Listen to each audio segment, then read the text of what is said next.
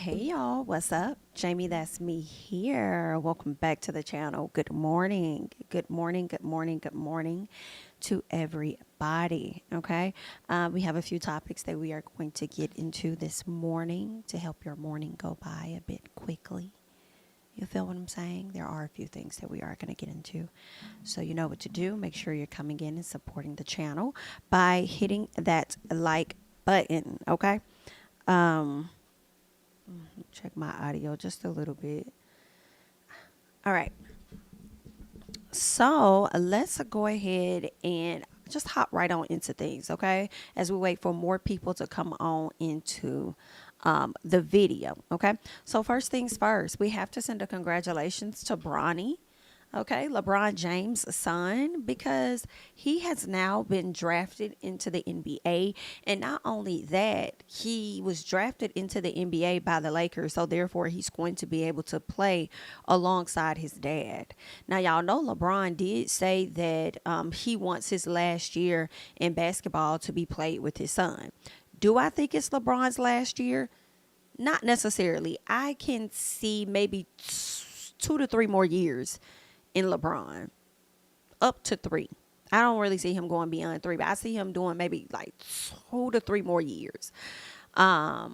Because I don't think his son is like the best player of all, like he was when he was drafted.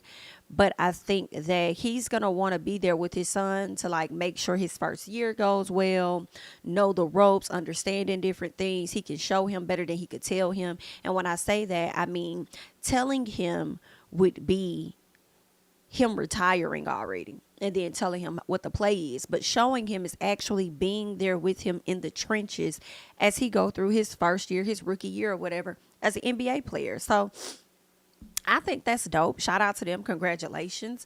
I will say that it was a scheme that they set up to come to the people with the bullshit a bit. Now, Bronny was not drafted at all in the first round. Bronny ended up getting drafted, from my understanding, in the second round, and I believe that he was the very last pick overall. Now, it's being said out there that they believe that LeBron, okay, the people are saying LeBron James' agent went out and were telling other teams to not pick Bronny. Don't draft him, okay? And this is all allegedly, okay? But it's been swarming around there.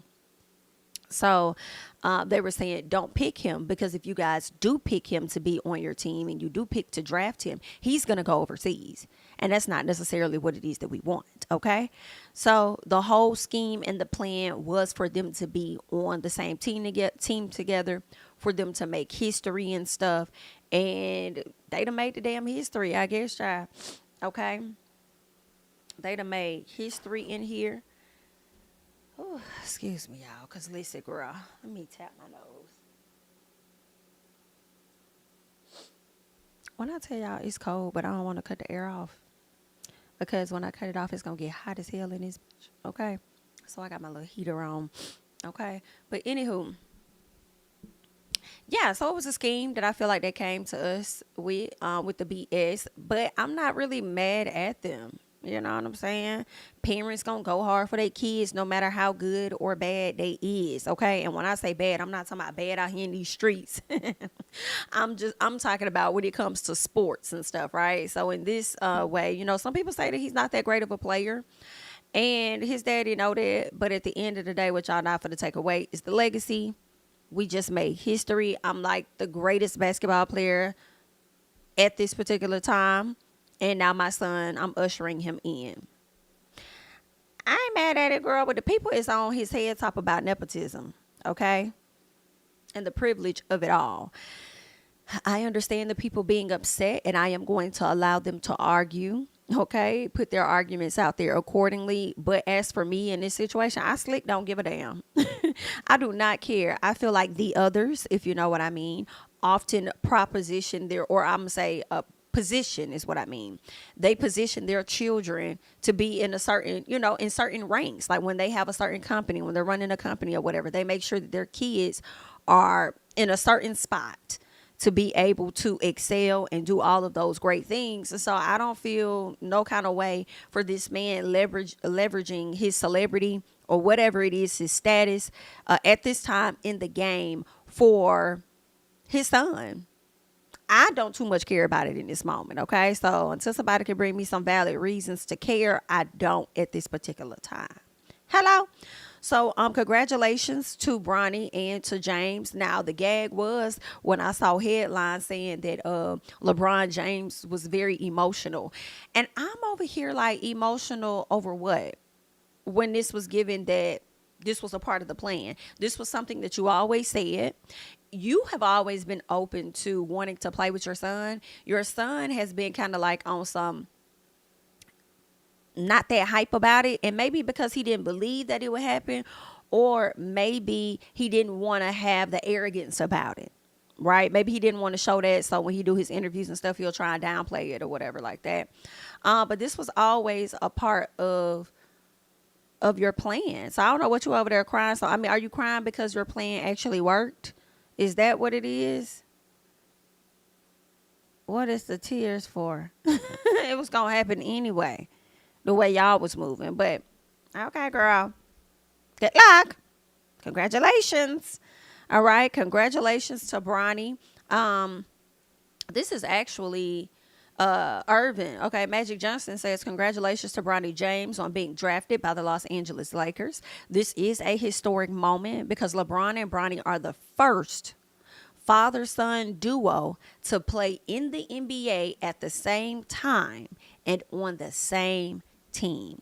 Watching Bronny suit up for the Lakers during Summer League in Vegas will be must-see TV. Now, what I am learning is that just because Bronny was drafted does not mean that he's actually going to make the team. So I'm learning stuff about this. I guess there's something that's going to happen over the summertime where, you know, he's going to be able to show his skills and different stuff like that. And based on that, that's what's going to, you know, give the judges what they need to know about whether or not he gets drafted. Now, listen, what's going to be crazy is if you did all of this and had your daddy concoct this scheme or whatever it is, and you don't even make it. Now, that would be crazy. That would be crazy. But I could see LeBron's going to make sure that happens. You know what else I'm thinking about?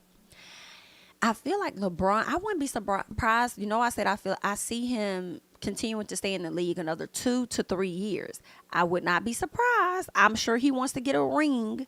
He may try with all his might to get a ring, not just for himself, but to make sure that his son got a ring, right? So I definitely see them trying to take it like all the way. All right. I wonder how Miss Savannah James feel about all of this. Okay. Hate it or love it, I like the family dynamic. I feel like we haven't heard LeBron get caught up in a lot of, well, listen, I haven't heard no cheating scandals. I don't know what y'all have heard out there. Okay. But I haven't really heard none of that. The love and support he still gives her, like, to this day and stuff. Hopping on her live and everything, supporting her podcast and all of that. Listen, I love the Black family unit over there when it comes to them. I haven't heard too much of, I ain't really hearing that too negative about the man. And I'm just telling y'all what I haven't heard. Now, I'm sure y'all gonna start flooding my DMs and stuff with information. But as of right now, I'm liking it. And I do feel like when it comes to LeBron's kids, he don't play about his kids, okay? And neither does she. So I like it. I love that for them. Okay, congratulations. And like I said, honey, good luck. Definitely hope it works out for Bronny.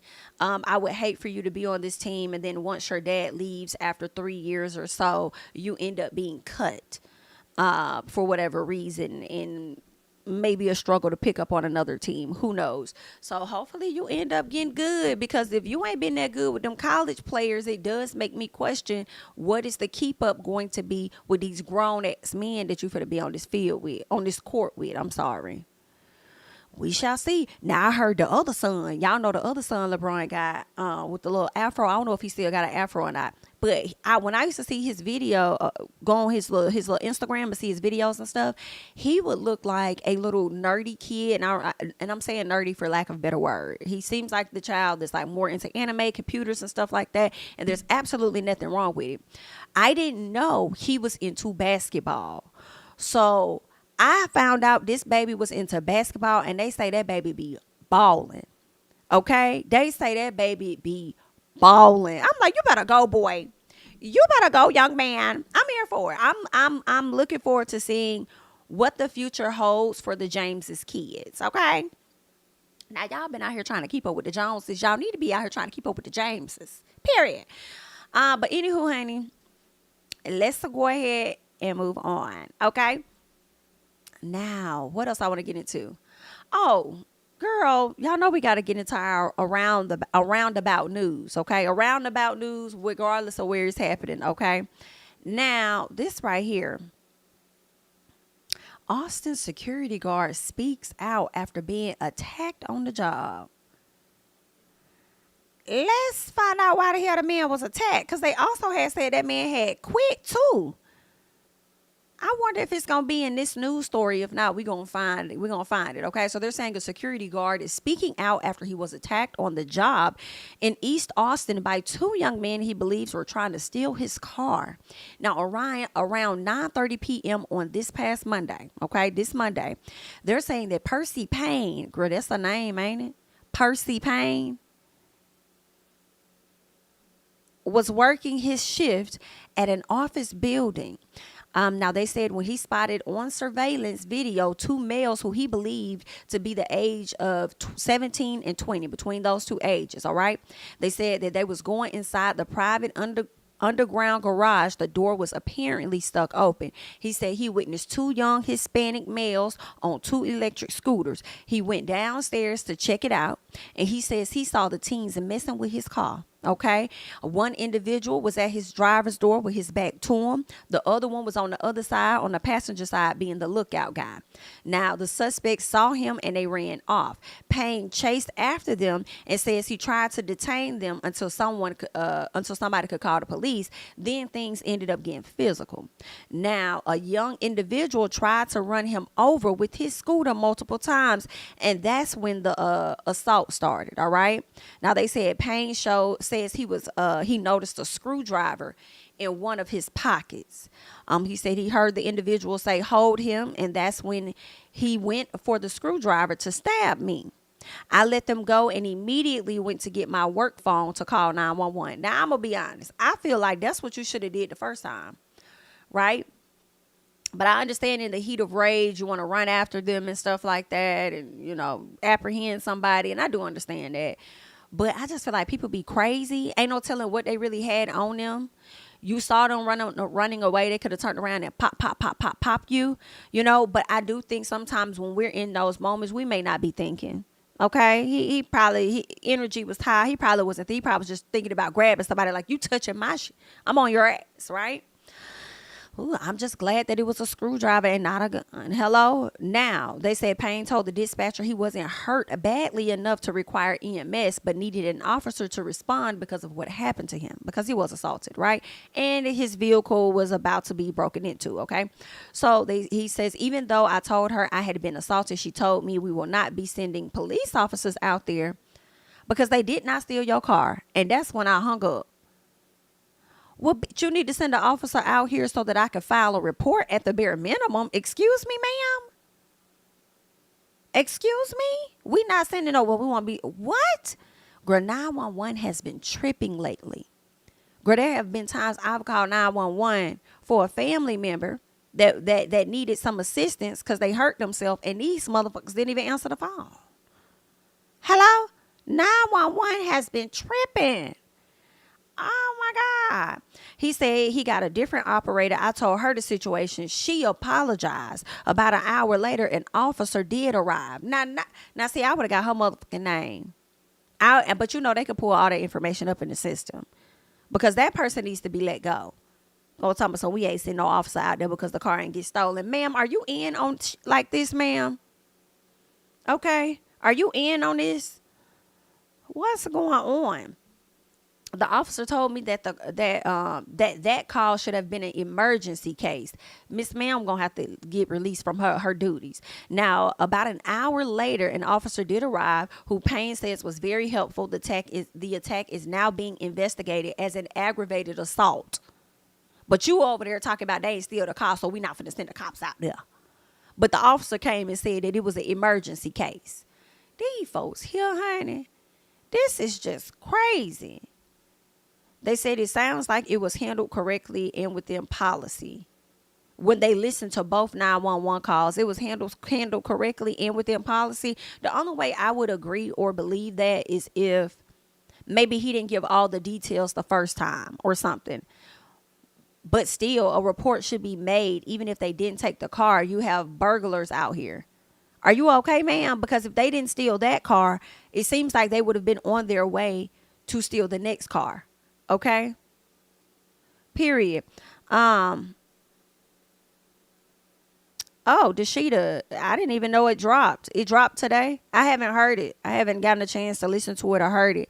But I feel like I'm steering away from that conversation as a whole. So we shall see. We'll see how I'm feeling next week or something like that. With yeah. So what else we got going on during okay. Now during the time that he was doing this interview, they're saying his supervisor, okay, walked up and asked him to stop speaking with the people while on the job, stating that there was a policy against doing interviews while in uniform. I would have took that damn uniform off right there, if that's how you really feel. I would just unbutton that bitch and say, here you go. Now let me finish doing this damn interview. Then she probably would have said, well, you're on the clock. So, you can't do this interview while you're on the clock. I feel like that man should be able to speak about what happened to him and air out the 911 lady. But I also understand the company having their policies and why you shouldn't be out here, filming in your uniform. Because, I mean, that's not an uncommon thing, especially when it comes to people in the medical field. They be having to turn their badges and stuff around. Nobody wants to be linked to all of that or whatever. But, girl, I guess, honey. Stolen white Kia Soul. Hold on, I think that's the wrong one. Let me see. Is this it? I think this is it. Sorry, y'all. We'll get into this one whenever it plays after this advertisement. But it also kind of shows the insensitivity of the workplace to not really care. Y'all more so worried about him not filming in uniform. But it's like, one, we couldn't really see the company he worked for. But then, two, even if he say y'all name, like, you're still done for. So just let the man finish the interview. But let's keep going. Guard Percy Payne was not. Oh, but let me say this, too. If it would have been a heroic moment to where that security guard saw somebody trying to be kidnapped or whatever like that, or something happened at the building and he would have rescued somebody and been a hero, then y'all would want y'all company name all up and through there. All up and through there. But now he's just talking about what happened to him in his vehicle. He got to take the uniform off. Okay. How security guard Percy Payne expected or stop his shift filming to go Monday night at this office. Makes no damn sense in my personal, because y'all could have came out and caught those guys from breaking into somebody else's car that was down the street. But let me say this, what it sounds like is that y'all limited on staff. It sounds like y'all don't have enough officers to handle all things, so y'all have to sit there and evaluate case by case circumstances on whether a officer is truly needed for a situation or not. Okay, that's what it sounds like to me. Shout out to the people in the chat. If we could get to 100 likes, that'd be great. So definitely make sure that you're coming in, watching the video. We appreciate you being here, but definitely go ahead and tap that like button for me. But yeah, those are my thoughts. Don't want him doing the interview on the job, but he was assaulted and his car was about to be broken in while on the job. This happened on the job. Girl, these jobs. No worries. Every bit. Now, I will say he did not have to run after them. I will say that. I said that in the very beginning. But to say every bit of it is his fault, for me, and I might be reading into this a little too much, she already has some issues with him. She already don't like him. To sit up there and just be like, everything is your fault. Whatever calls she may be getting about the situation, anybody in her superior going off on her or whatever, she blaming everything on you. She already don't like you for whatever she got going on. I would have gave her ass that uniform back too. Like, BIT, I really don't need this. Good luck. Basically told me it was my fault that I got assaulted. That let me know all I needed to know. Now, tonight, Payne tells me he does not. When, in all honesty, now that I think about it, the more I think about it, That is his job, though. So if he's securing the premises and another worker's car, if there was a CEO or any executive that worked in that building whose vehicle was being left there, honestly, that would be his job. He may not have to run after them, but that would be his job, which is to protect that property, right? And if the CEO or the executive wanted to commend him and all of that, and he got on camera, y'all would want y'all uniform seen, just so y'all can let other office buildings like this know, like, hey, we can provide security for you too. But he can't do he's doing his job. It just so happened that it happened to his vehicle. I feel like they was out of line. Now, if this boy take this stuff to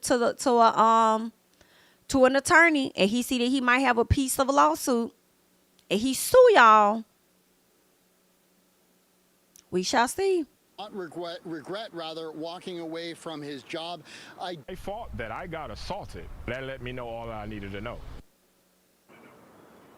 Now, tonight, Payne tells me he does not regret rather walking away from his job. I did speak on the phone with someone from Preby Security earlier this evening who said, quote, "We are in the process of gathering details. We have been made aware of it and are looking into the situation." Now, Payne says the suspects appear to be between the ages of 17 and 20. He says he is physically doing okay, but if you have any information, you're urged to call APD. We're live in East Austin tonight. I'm John Krinjak, Fox 7 Austin News. All right. So y'all heard that. That is wild. That is wild. So now he done left his job. He decided he finna move on. Well, at least him doing his job as a security guard led him to go outside. All right. And in the middle of his car being attempted to be snatched the hell up, he prevented that from doing so. So I guess he did protect his vehicle from being stolen. OK. He did do that. So we'll see what's going to happen. And obviously the police feel as though this was an aggravated assault at the end of the day. And they might try and add another little charge, aggravated assault on a security officer. Okay. Not just aggravated assault on a regular person, but on a security. They might add that in too. So we'll see what's going to happen or not.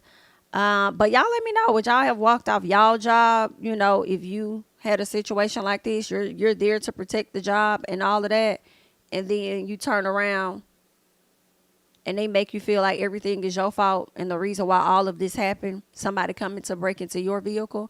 Let me know if you would have quit on the spot too, or if you just would have took the uniform off and continued with the interview.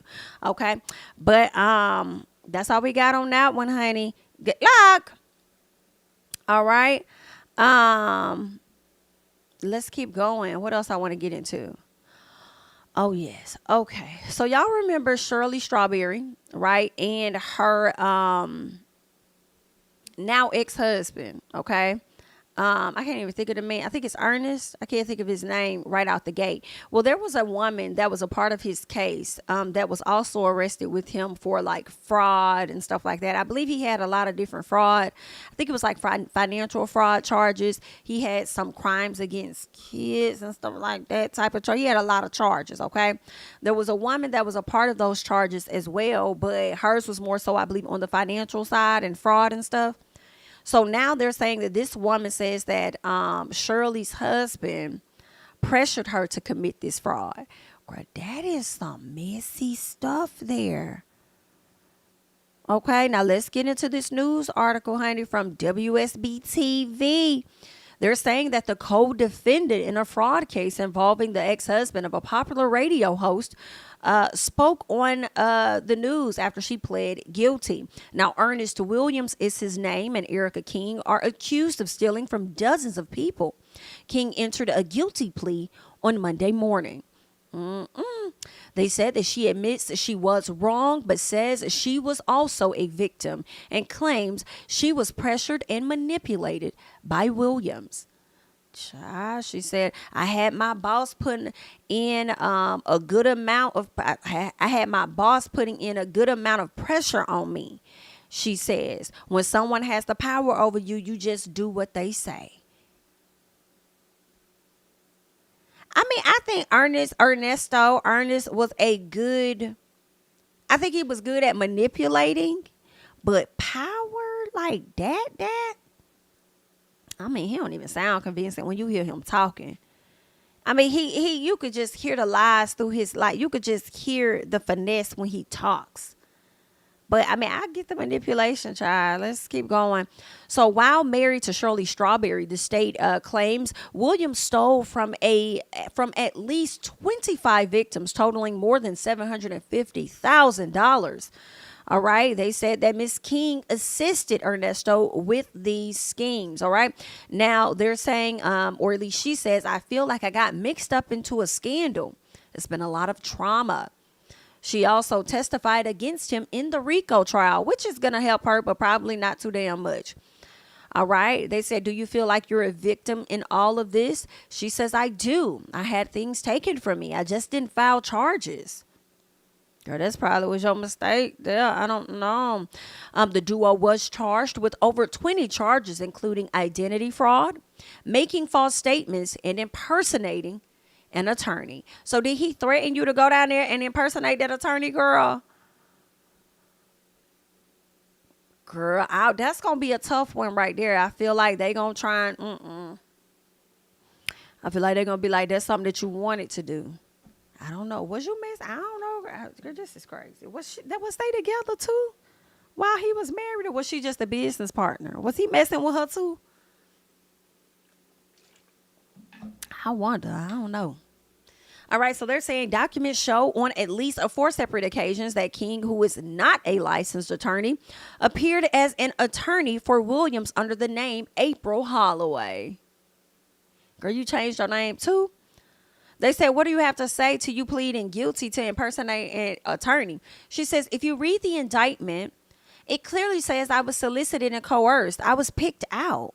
The real April Holloway stood up in court and spoke about King's actions. She says, I'm a solo practitioner. My name is everything. We don't know where else she used my name. I really hope that the defendant chooses not to do this to anyone else again. Baby, girl, you is done, ma'am. Girl, you is done, Suzanne. Toucan. The woman accused of now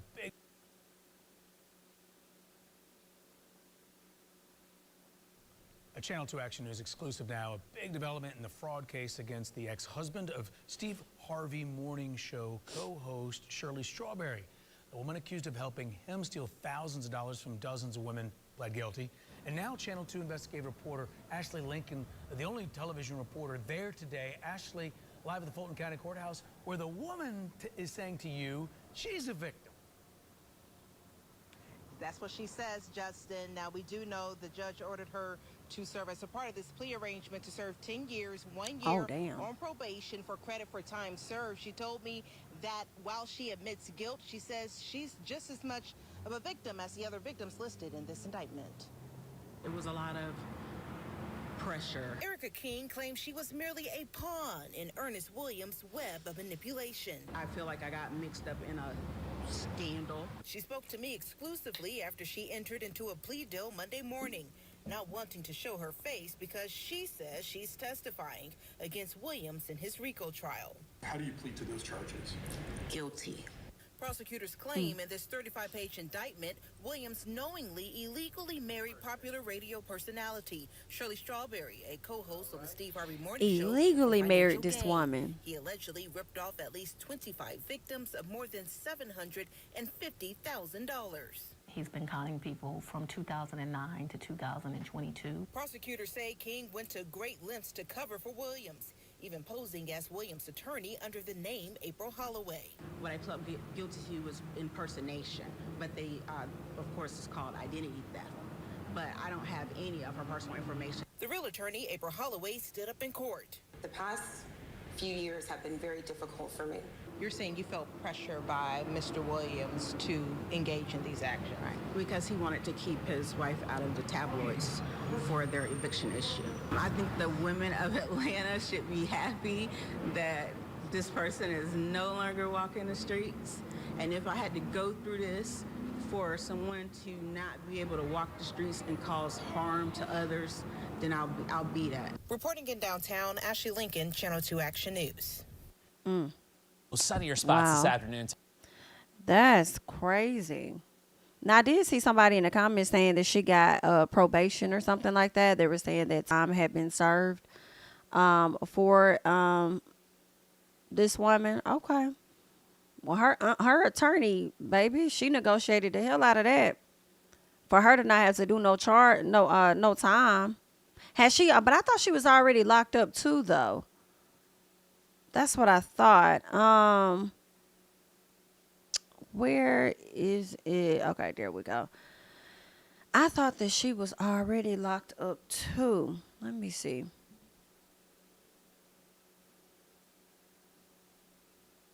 Okay, yeah, that's what it says. King was sentenced to 10 years, but only has to serve 1 year on probation. I'm thinking she had to do 10. She had to do the 10 years. So it looked like she got, okay. She was served. So only 1 year on probation? So is she going to jail or not? Sentenced to 10 years, but only has to serve 1 year on probation. That's not very clear to me. So is she going to jail? Okay, gotcha. 9 years has been dismissed. Okay, then. Well, listen, like I said the first time, her attorney was really working her arse off. His or her arse off for her. To only come out with that. Time has been served. So I guess it's a congratulations and good luck. Now his time ain't gonna be served. They gonna give him a little piece of time served, but sir, you gonna be in there for a minute, for a long periodically time. Okay, but yeah. So that's what's going on in that case. Good for her, I guess. Hopefully she don't go around impersonating nobody else, child. Well, let's move on. All right, y'all. We got to talk about these new landlord restrictions just a bit because they done put in some new landlord restrictions. It looks like there's been a cap on that security deposit that these landlords been out here trying to apply. It need to be a cap on how much you can make to qualify. So I didn't know they was out here trying to charge 3 times a month. 3 times the rent for a security deposit. That's crazy. And then y'all also telling people they got to make 3 times the rent to even qualify for an apartment. Don't you know they would go and buy a damn house? That makes no sense to me. But let's get into it. They said effective July 1st. It's called the Assembly Bill. All right. And this is coming from realtor and real estate attorney assisting individuals. It looks like it was published a while ago. The existing law, previously California landlords could request up to 20 months rent as a security. 2 months rent as a security deposit for unfurnished residential properties and up to 3 months rent for furnished properties. The new limits now prohibits landlords from demanding or receiving a security deposit exceeding 1 month's rent for both unfurnished and furnished properties, plus the first month's rent. Period. That's what it should have been any damn way. This bill would begin July 1st, 2024, instead of prohibiting a landlord from demanding or receiving security for a rental agreement for residential property in an amount or value in excess of an amount equal to 1 month's rent, regardless of whether the residential property is unfurnished or furnished in addition to any rent for the first month paid.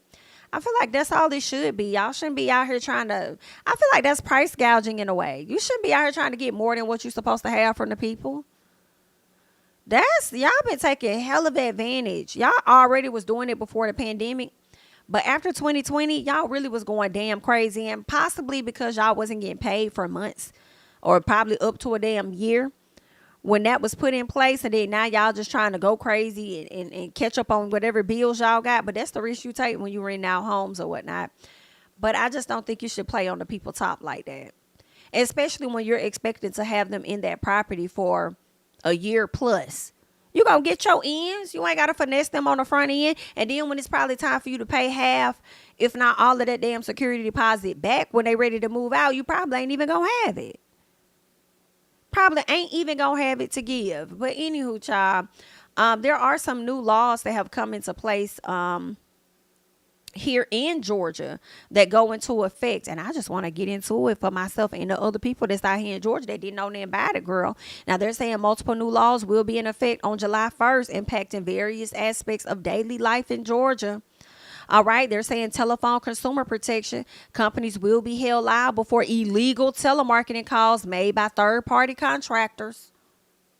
I thought that was already a thing, but let's go. Y'all will be held liable. Please put me a part of the class action lawsuit. Can you add the other folks on there? They be sending text messages saying silly shit about it's just different shit. I'm trying to go through my phone and see. I think I done about blocked or deleted some of that. It's okay. Sending me messages. One of them said something like, I'm not upset, I'm just disappointed. Hey, are you gonna vote? Da-da-da-da-da. That's how they started out. I'm not upset, I'm just disappointed, or some weird stuff like, hey, are you gonna vote? It was like some weird to where you'll see the first part of the message that'll make you want to click on it and open it, but they trying to see if you're gonna vote. Who are you voting for? Trump or Biden? Can you back up out my phone? How key, it ain't none of your business till I go down there to the polls and press my buttons. Okay? Scoot back up off me, please. Back the hell up. Just all kind of weird, different messages. Tap here. Your package is here. Your package has been sent. Your package. I'm like, girl, what the hell kind of package you talking about? Girl, I could go to my email to track that. I don't need you to send me no text. What is going on with y'all? Y'all need to add them to the number. They got the Safe at Home Act, required rental units to be fit to live in and properties to meet local and state housing codes, as well as health and safety standards. Okay. Now, HOA, we here for that. All right. Because, and not, listen, rental units, they go for y'all, a lot of y'all apartments. Y'all be out here trying to rent SHI, but don't be trying to fix up nothing or do your part. Y'all don't be trying to do y'all part. That's the problem. Get it together. You're going to be held liable. Now, HOA regulations. Oh, my. They say homeowners and condo associations must give property owners time to address the contract violations. Now, we're going to find out exactly what kind of time they talking about, though. Give the people time. How much time? What we talking about? I feel like we ain't going to find that out till next month. Okay, you got to get the people probably 30 days, if not a little piece of more. Times is hard. If they got a dent in their garage and they got to fix it, is y'all finna cover it? Is that a part of the policy? Get them some time. They gonna get it. Anyway, they got the Georgia Squatter Reform Act. Let me tell you, the squatters out here been cutting the fuck up. Okay, so they say squatters can face a misdemeanor trespassing charge. All right, fines for back rent and eviction within 3 days of police notification. Here for it. Here for it. Now, don't be out there getting in somebody's house, squatting in their damn house, and thinking that you won't be evicted, preventing you from getting a whole nother house because you wasn't a tenant there legally. You can't be evicted in the property. Okay?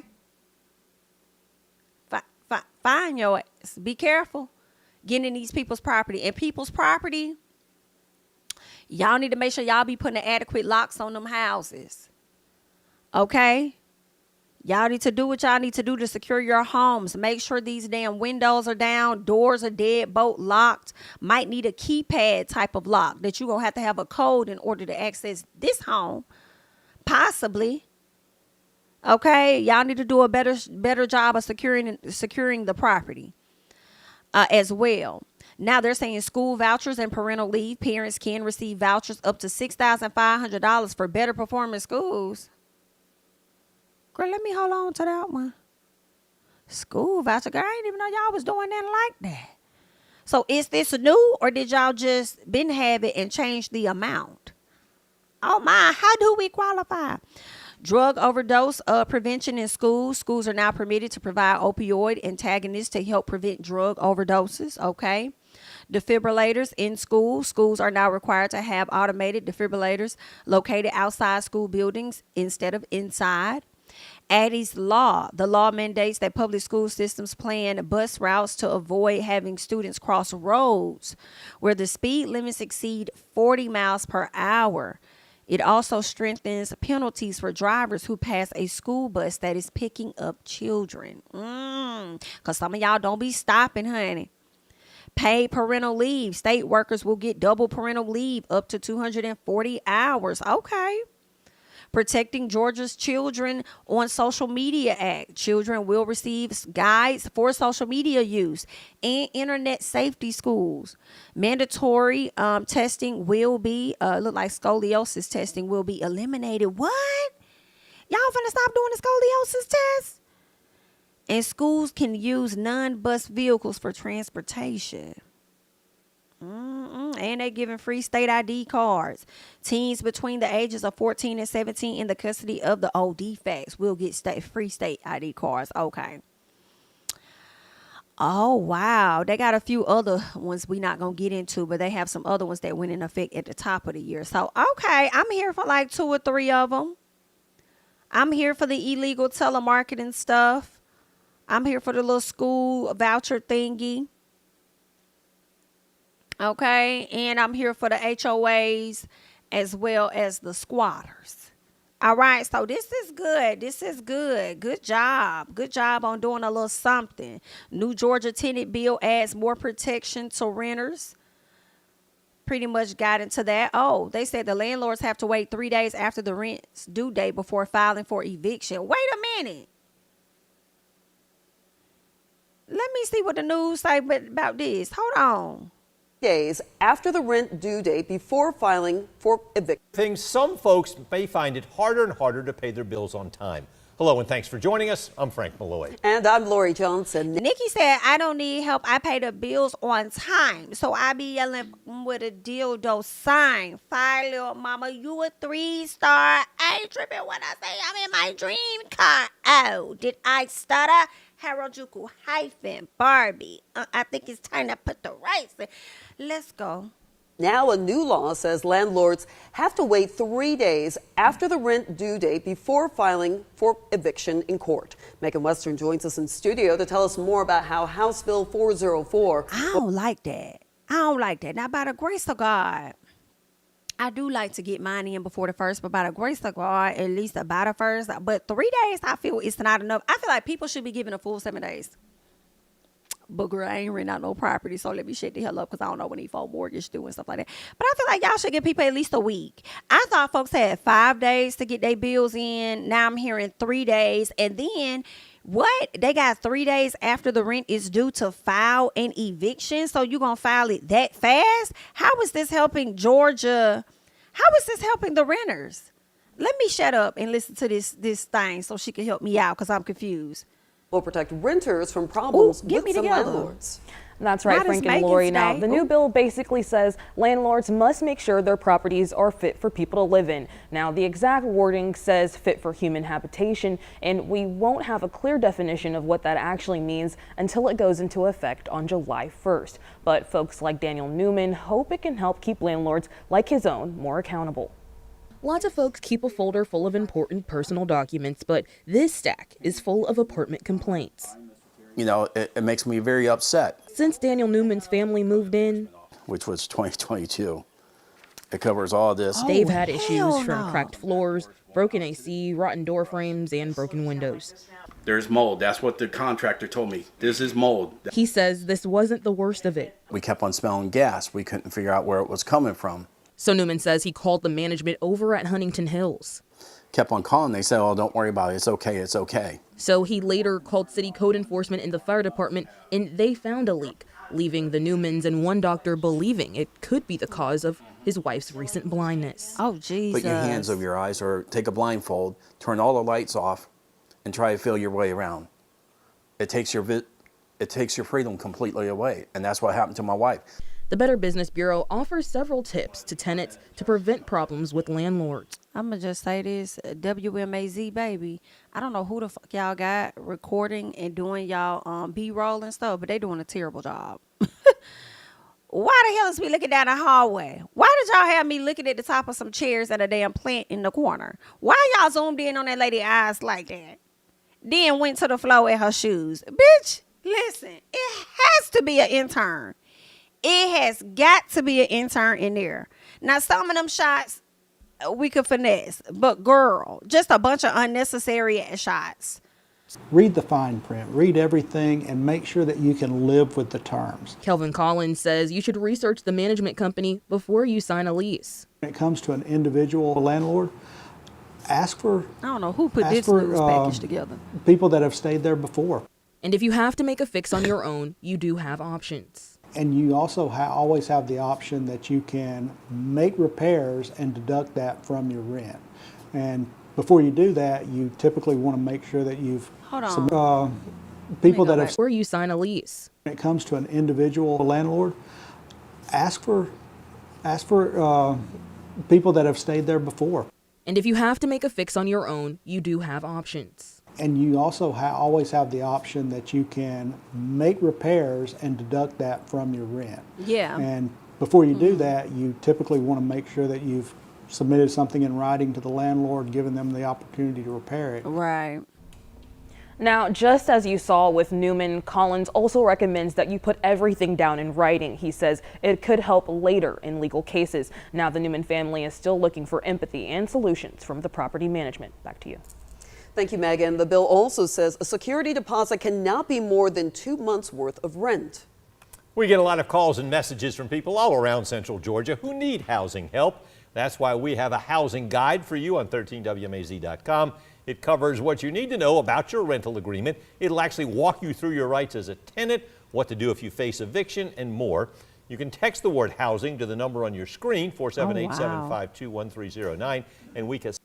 That is crazy work. I just don't like that these people have issues in their property and y'all just end up there talking about some damn it's okay. They have mold. They have a gas leak. It's not okay. If y'all, it's not okay because y'all could potentially not have a company if they really applied pressure, right? But y'all, I guess y'all bank on people not being able to afford any representation or something like that.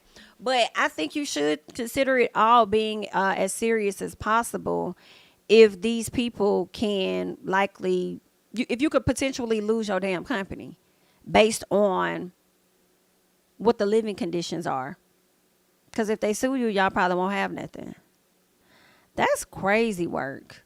And then it's this whole, you can file for an eviction 3 days after. What kind of shit is that? What's up with the number 3? You can't charge 3 times the security deposit. Need to make 3 times the rent to qualify. And then now y'all talking some damn 3 days after the eviction. Girl, I'm tired. I'm tired of this.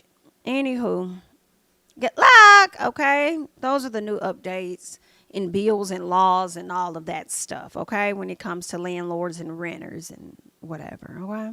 So, there's that. Let's move on. Girl, we got to get into this, and we going to get into all of this article.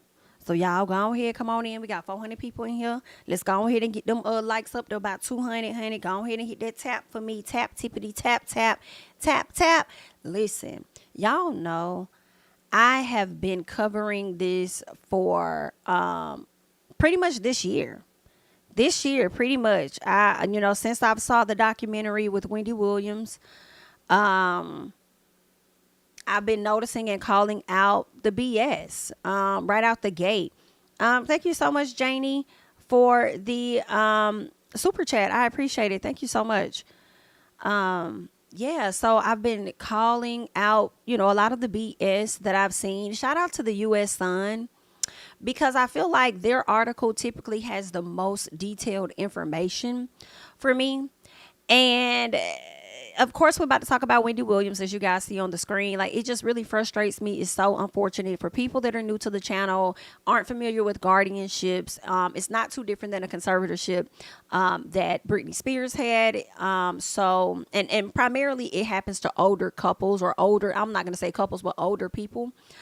So if you want to know about that, I do have a video on my channel. I think it's about an hour long, talking about guardianships and how they take over, like they threaten people, they take over your life, and they take over your money. They become in charge of your finances and everything. And a lot of what they do for you, they charge you for. If you have property that's being sold, they make money off of that. It's a mess. It is a mess. There was one guardian out in Las Vegas that did get sued. I believe she had to serve time, may still be serving time. I think she had to pay back maybe 10 million, 9 million, can't remember. They sued her for a lot of money once the daughter finally found out where her parents were. Okay, because they remove you. You can't talk to your family. None of that. It's like crazy. With the Wendy Williams situation, they threatened her son. Her son, I believe, was the power of attorney over her or whatever. They threatened her son, and they put out these salacious things, making it appear as though he was mishandling his mama's money and all of that. And a lot of people on social media drug the hell out of him, talking about, oh, you spend $80,000 on this and that, Uber Eats, all the stuff that his mama had already approved, right? So it was just a mess, okay? We're getting into more of the details here. Shout out to Jessica Finn, Senior Investigations and Exclusives reporter over at The Sun, because she wrote this article. Over here, we're getting into more detail because it appears that Wendy had a great amount of money in the bank. Wendy was trying to move her money from one bank to a whole nother bank, okay? I do remember that conversation being had. I remember when Wendy wanted to buy that home that her son ended up, I think he got evicted from, the loft or whatever it was, condo or something she was trying to purchase for him. She was renting it out first, and then she was going to buy it for like a meal or however much, right? She told the person, I believe at Wells Fargo, I think she was trying to go from Wells Fargo to Bank of America, but she was at Wells Fargo, told them about it. This is what I want to do. The person had a full understanding of what Wendy wanted to do. And then all of a sudden, at some point when Wendy was ready to press that button and apply that pressure to go ahead and get what she needed to get for her son, and around this same time, what was happening was that she was not doing the show, from my understanding, because she was ill or whatever the case was. All of a sudden, she went into a guardianship. All this money this woman had, now all of a sudden she ain't got no damn money. The attorney that's in charge of her, Sabrina Morisi, came and told Wendy that she ain't got no damn money, which was also not making sense to me, because how was Kevin, her ex-husband, Kelvin, whatever, Mr. Hunter, how was he awarded so much of money after the divorce? How was he? And I know a lot of people say, oh, he shouldn't get no money, he cheated on her. Try, y'all say what y'all want. Wendy knew everything that was going on until he had that baby, was when she decided to leave. He had been messing with that lady for 10 years. Y'all would be a fool to think Wendy didn't know shit about it. Okay? All right, so she was cool with it until that baby came. And then now she want to all of a sudden get the hell out of Dodge. Now she wants a divorce. But either way, at the end of the day, whether you like that he's getting money or not, they signed an agreement. This was something that Wendy agreed to paying this man his money. Obviously, this woman has some coinage in the bank, I would believe, on top of whatever additional money she had coming in, for him to receive so much of money from her. I believe Kevin also knew about how much she had in the bank, which is now why I believe it was like back in April, he went to court with Sabrina Morisi, because once she took over guardianship of Wendy, they cut off all financial stuff. Like he wasn't getting his money or none of that. Right.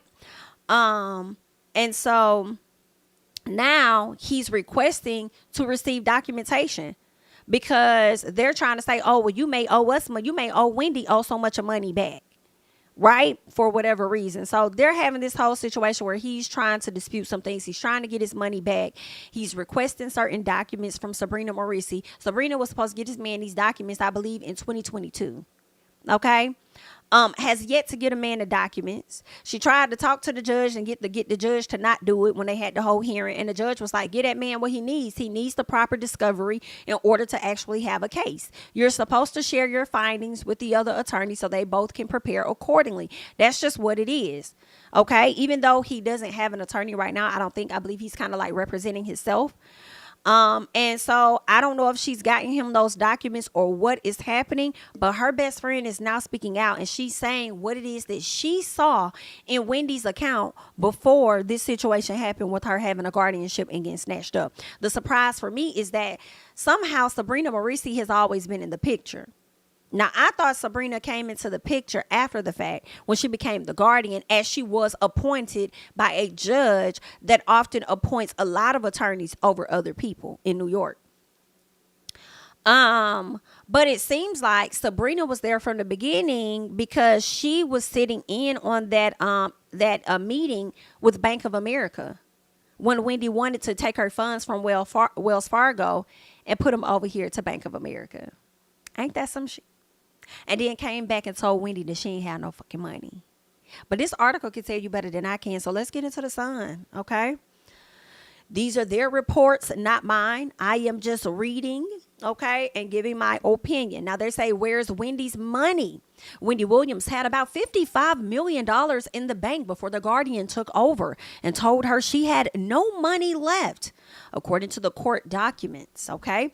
Child, this is messy. Now, they're saying in an affidavit submitted to a New Jersey court and exclusively obtained by the Sun, Wendy's best friend of 44 years, Regina, claimed to have seen the star's Wells Fargo bank accounts. Now, in July of 2022, Wendy invited her over to stay with her in New York City for an extended period of time. And this is according to the affidavit. Now, during that visit, Wendy expressed to her that she wished to explore options regarding her estate, specifically a possible change with her current financial institution. She also shared with her documents from Wells Fargo showing a cumulative balance of nearly $55 million. Let that marinate. Okay. Now they go on to say the friend went on to claim that in December of that year, which was 2022, from my understanding, she was invited to join Wendy in a meeting with another bank. Interesting. Now let me go back. I'm trying to think now. So let me see. Let me go back. So was it 2022? So that was in July. So then in December. So when did Wendy get into the conservatorship? Was that at the top of 2022 or 2023? Now, I even feel like it was 2021. So I got to go back and check these dates. Okay. But anywho, so that means that Sabrina would not. So because I thought Wendy went into conservatorship in 2021. Let me see.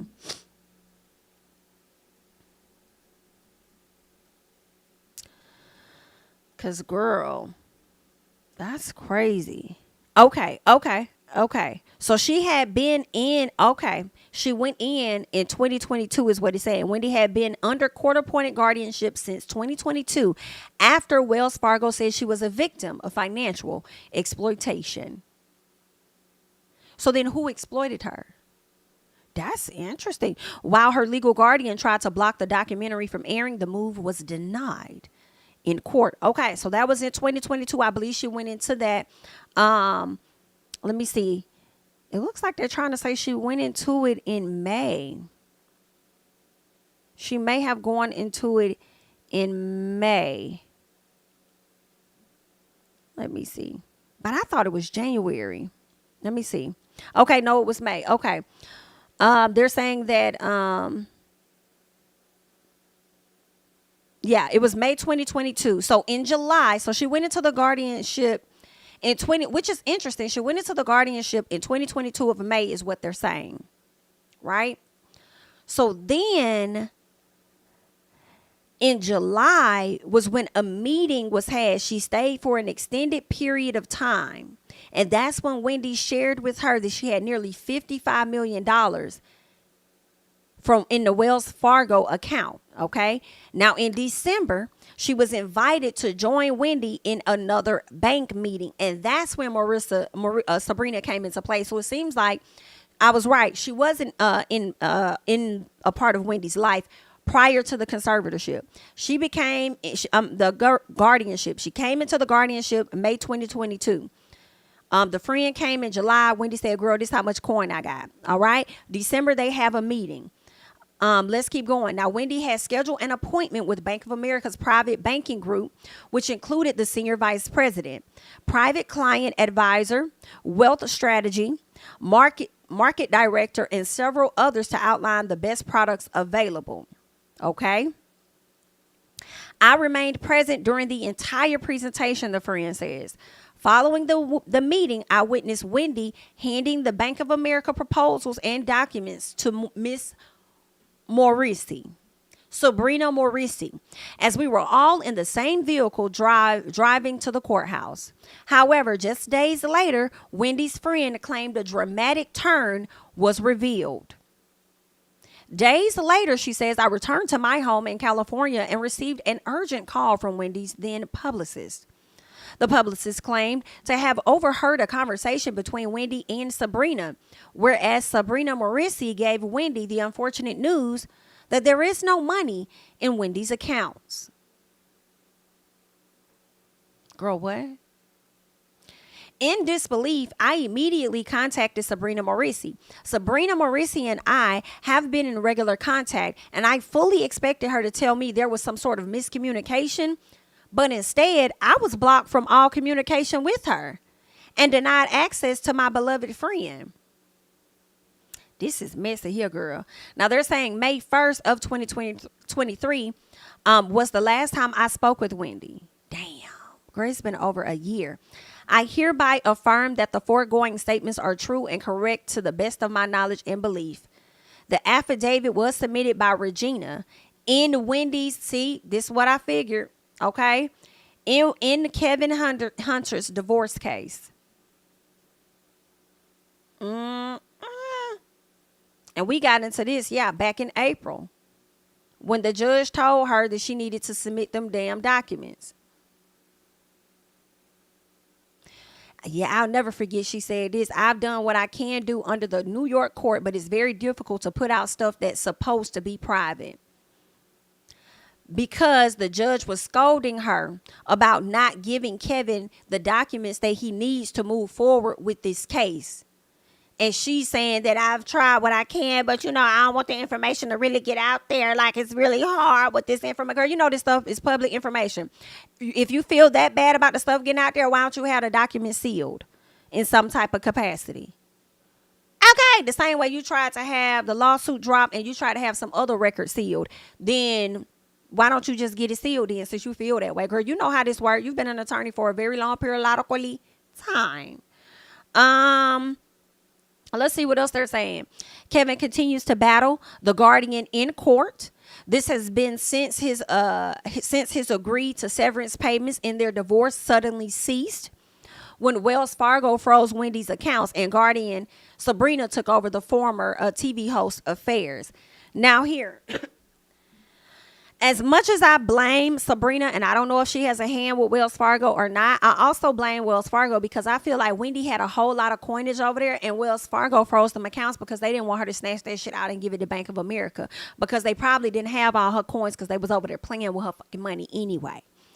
Okay, now I don't know what happened. I wouldn't be surprised if they did freeze it because they didn't want her to take it, but had to turn around and unfreeze it. And by the time it was unfrozen, who's to say Sabrina could have possibly been in charge of it by then?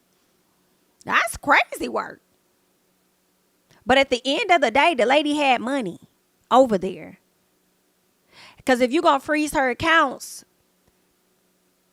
I feel like she had to have something over there for it to be frozen. So you can't just go to her and be like, oh, you ain't got no money. Then why the hell would they freeze an account that ain't got no coinage?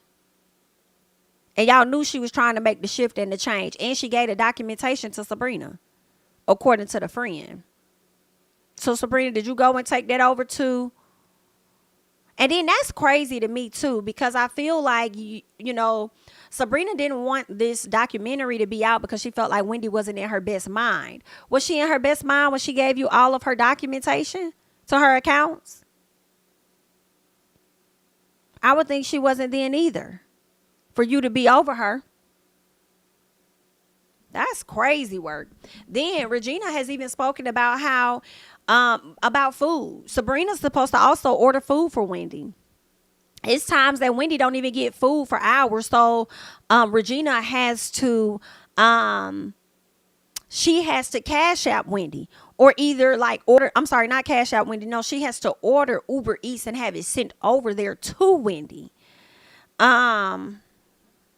Let me see if I can find that.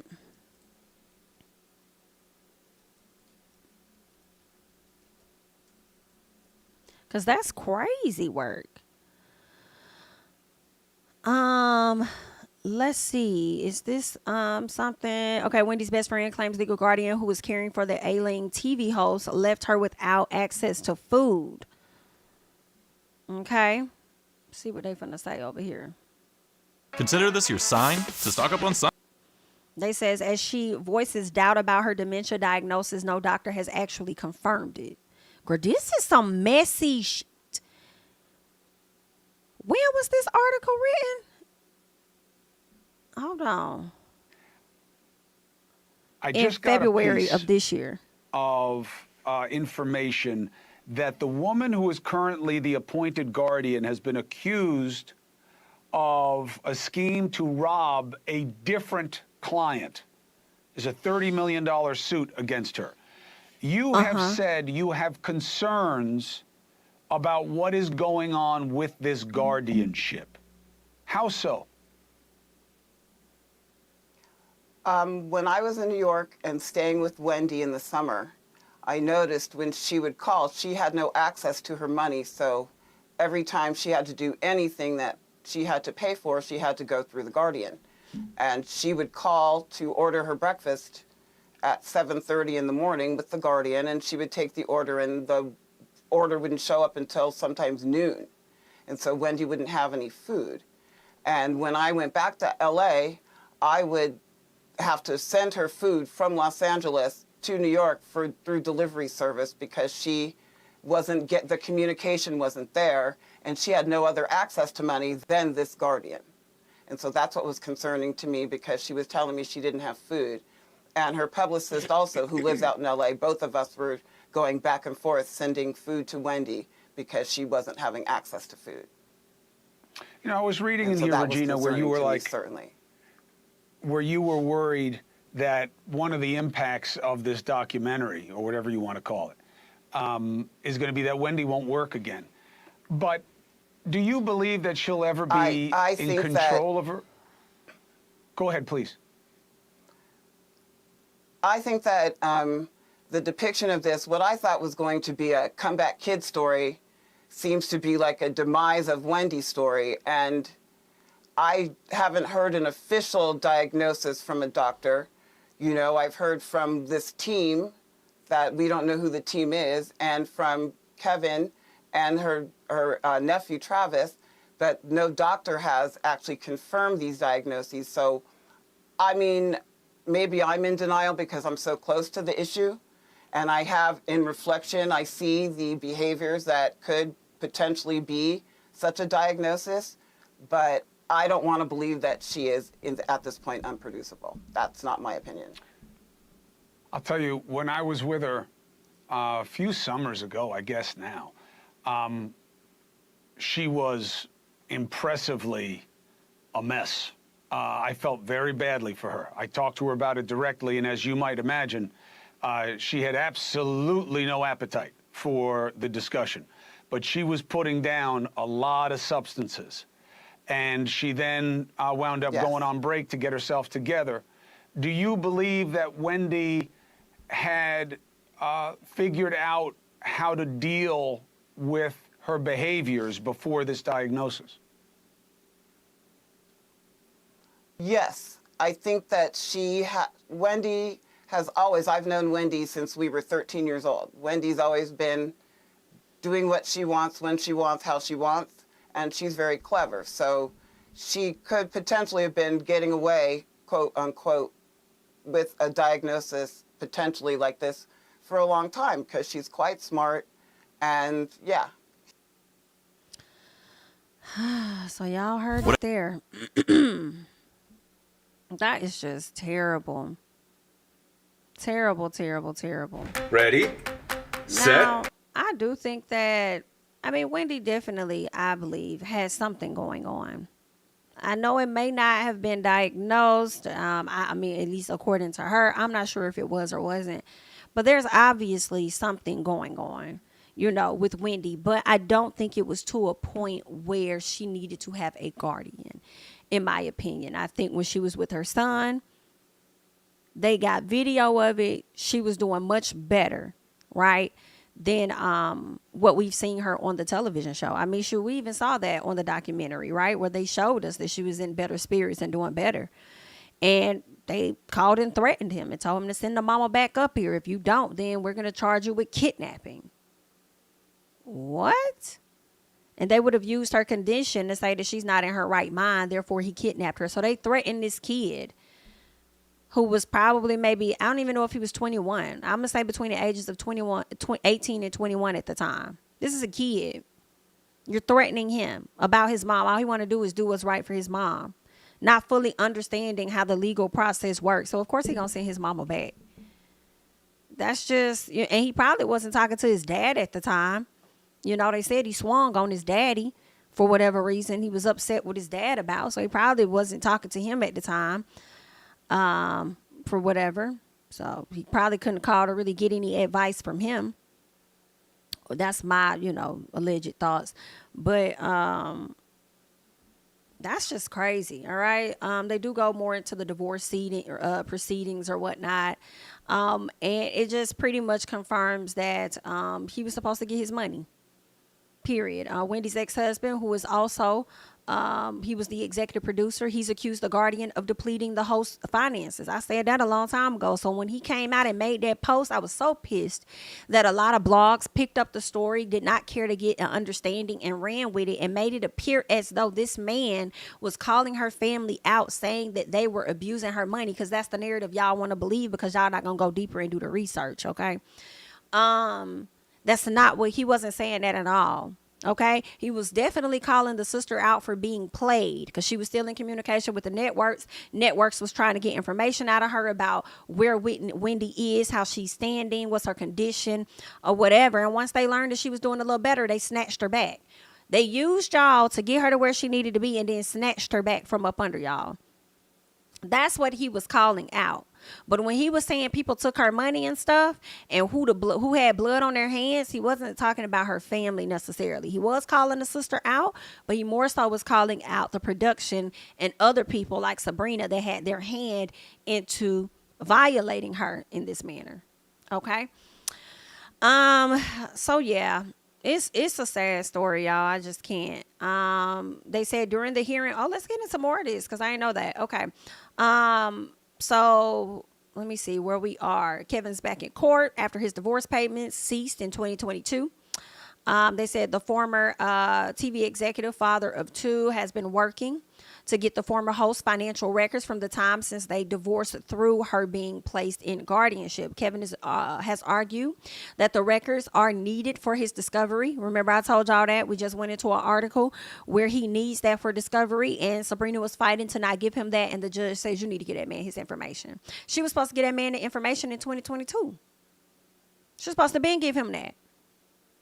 You should have put a time frame on it. You need to give him this by a certain date, or whatever the consequences are going to be. Like, what the fuck? What else? During the hearing, Kevin brought up a case in which Sabrina was named as a defendant and was accused of being involved in a racketeering scheme involving another ward who is not under her guardianship. And I believe that was the man that had the $30 million. That they was trying to run amok on. But if you go to that 1 hour video that I did on guardianships, I believe that it all may be there. Yeah, she was accused of robbing a client that really wasn't even her client in $30 million lawsuit while controlling troubled host finances. Okay, girl, just a mess. Just a mess. Okay, Mauricio and other attorneys were accused in the suit of conspiring to perpetuate a baseless guardianship against an individual, Jose, in New York, who had won a $5.5 million suit, or shall I say a personal injury claim. All right, they said the plaintiff in the case represented this person. Okay, so they listed the attorneys after he sustained a head and back injury from a construction accident. The case was opened in November of 2022, and in August of 2023, the plaintiff filed they discontinued the above entitled action without prejudice and without cost to either party as against the other.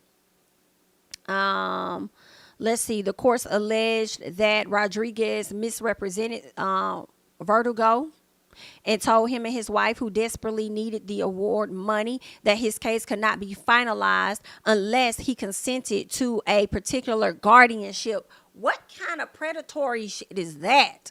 This man had these millions of dollars, and then you go and threaten him, try and tell him that he can't handle this type of money. Oh my God, you can't handle this type of money. This is going on well with me, X, Y, and Z, ABC. You know, you're going to have to sign this MHL Article 81 guardianship that they did not want and that they did not need. And this is typically what happens with guardians. They are forced into guardianship. And the crazy thing is, a family member ain't even in control of their stuff. It's these random ass attorneys that have no care, no desire, no connection to said person that they're guardian. That makes no sense. It should be illegal. What the hell? Oh, girl, this kills me softly so much. They said Miss Marisi is under a RICO investigation, and there is a lot of things going on, okay? There's a lot of bullshit that's happening. This is what Kevin said in court. He says, I have no problem with arbitration.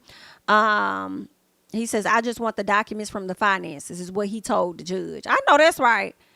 I ain't got no problem. I just want the coins, okay? He says there were blatant lies in what Sabrina, has been telling us, and we still haven't seen the bank records, and she's supposed to give us access to the retirement accounts.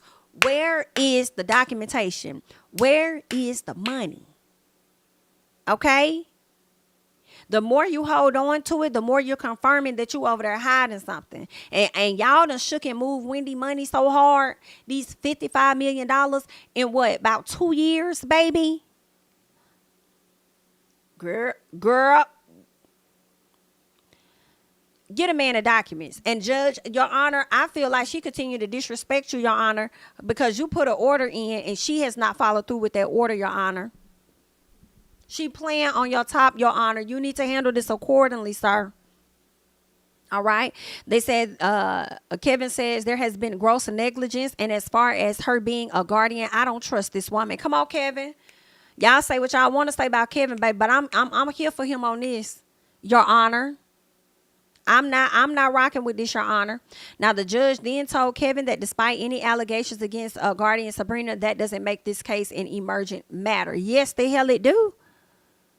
Yes, the hell it do. Sabrina rebuttals was short. She denied knowledge of the RICO case. I guess she tried to say she ain't know nothing about no RICO case. Okay, where the money at, LaShondra? Those that know where the money at, LaShondra. Where is the money?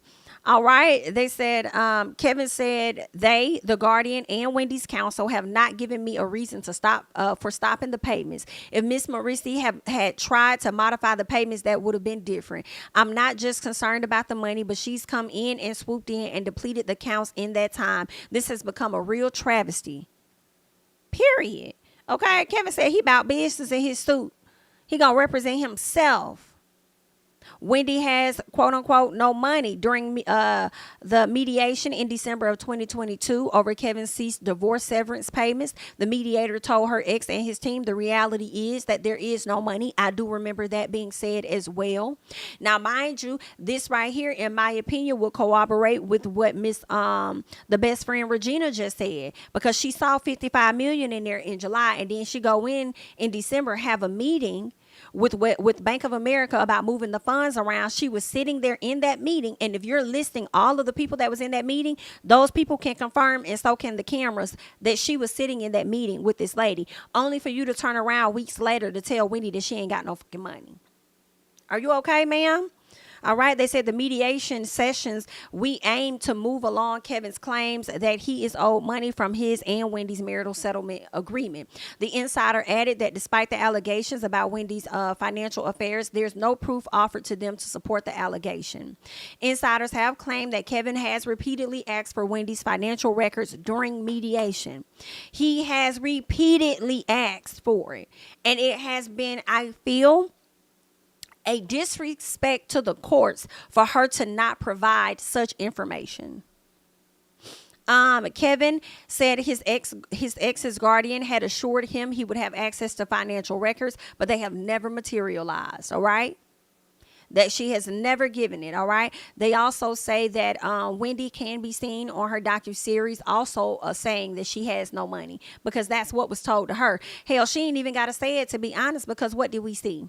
What we ended up seeing was Wendy selling off her clothing and items and stuff because she didn't have no money. Her selling her home being sold and her being moved. Now, I already, and I have to keep reminding y'all because some people might want to go check it out, the Guardianship video.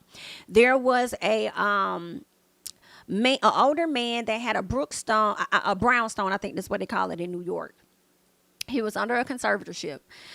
He had bought that home. I'm sure he wanted to keep it for his family or whatever. But once he became under that guardianship, that home sold. The guardianship put that home up for sale.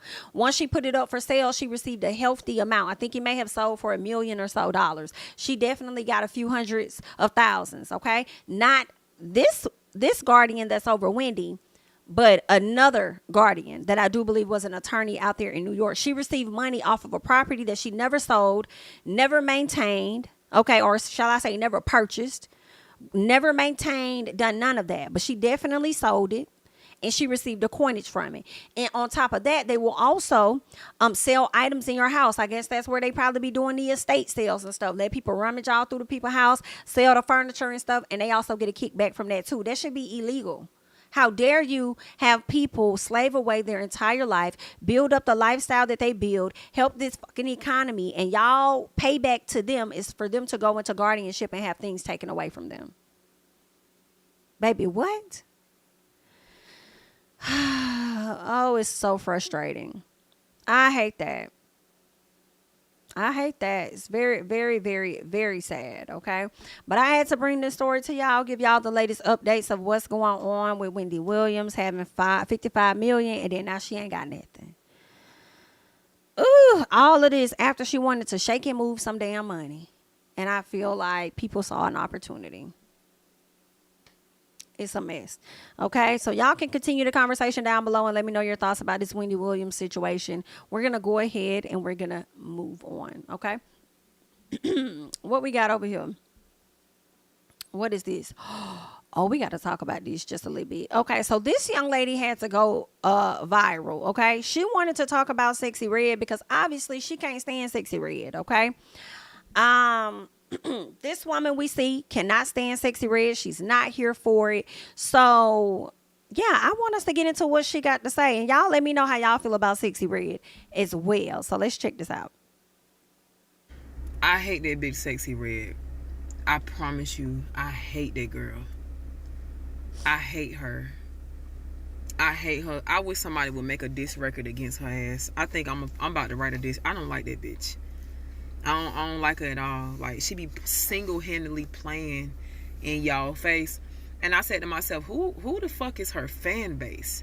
This is why I hate when y'all listen to her music. Like, y'all keep saying, like, yeah, man, but the beat hit. I don't give a fuck how much the motherfucking beat hit. Let me tell you something. Every time I hear that bitch in my motherfucking car, I turn her shit off because I know she detrimental to the black community. I know she motherfucking influencing young girls to pop they pussy open for a baby.